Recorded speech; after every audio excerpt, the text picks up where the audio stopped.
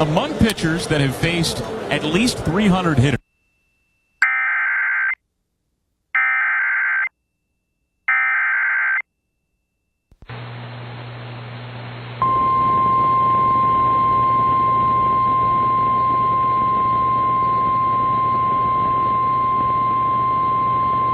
The National Weather Service in Goodland has issued a severe thunderstorm warning for southern Wallace County until 7:15 p.m. Mountain Daylight Time.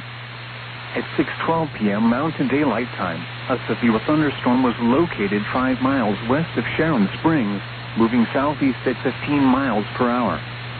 Expected hazards include ping-pong ball-size hail and 60 miles per hour wind gusts. This is a radar-indicated threat. The following impacts are expected. People and animals outdoors will be injured. Expect hail damage to roofs, siding, windows, and vehicles. Expect wind damage to roofs, siding, and trees.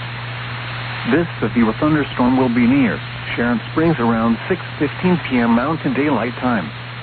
Repeating, a severe thunderstorm warning has been issued until 7:15 p.m. Mountain Daylight Time for the following counties: Wallace, Kansas,